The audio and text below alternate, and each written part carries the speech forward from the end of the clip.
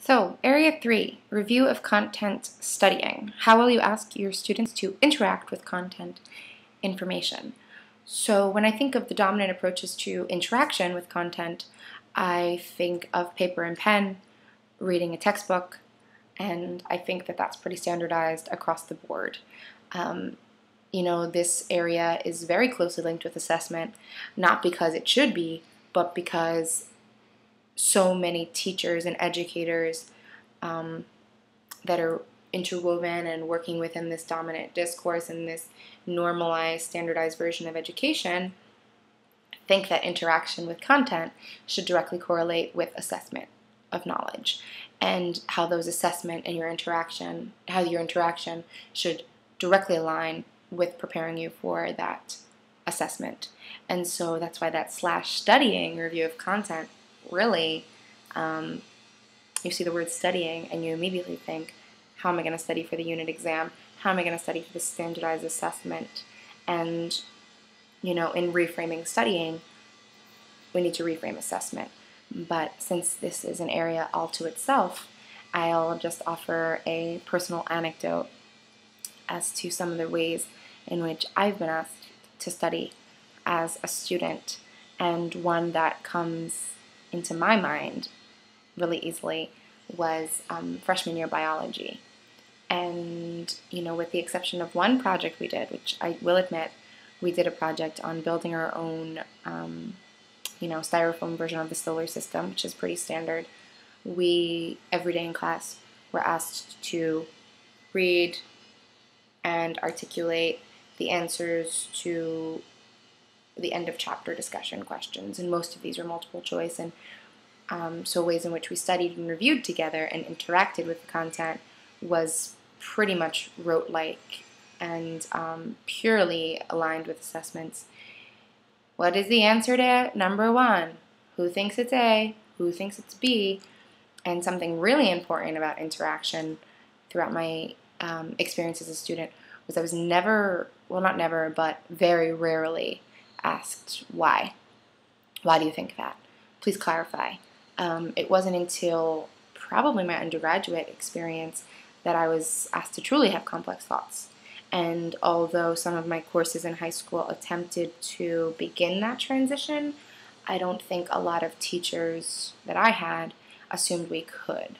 And I think that is really one of the biggest problems that we have in our dominant approaches to education, which really stunts the growth of students of any perceived ability and of any perceived identity, is that we don't assume that they can review a content any deeper than the shallow way in which we assess it.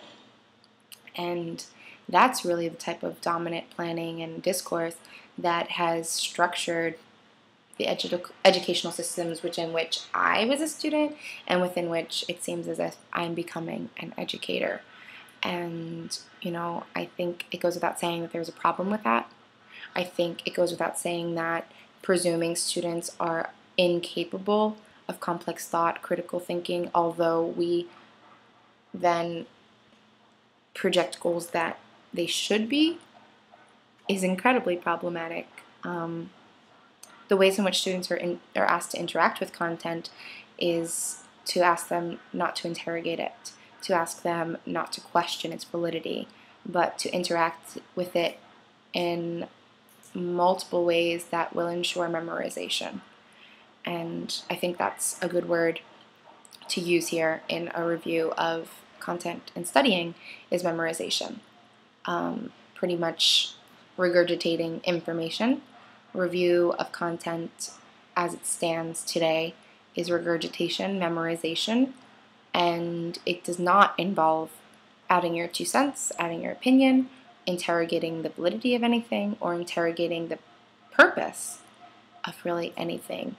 You learn the Civil War and you learn the perspective that it's given to you, and you interact with it in a way that completely privileges and empowers the way that you've learned it. It does not say this is wrong. The way you're asked to interact with the content of the Civil War, of anything, of math, science, reading, all of the privileged subjects, the way in which you're asked to interact with it is you are asked to presume validity and assume truth.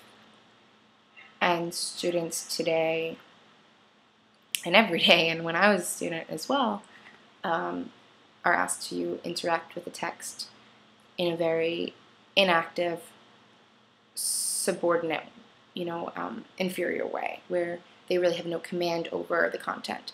They have no power over the content. They have no power in what's chosen. They have no power in what they do with it. And, they have no power in what it looks like. And we have been reading a book, Understanding Youth, by Nukula and Toshalis. They are scholars from Harvard. We've been reading this book at TRTC, and it talks about the ways in which youth interact with media and how they are never asked to be the media. And I think this is a perfect analogy for this area, and it perfectly frames the way in which this area has been manifested in the dominant narrative,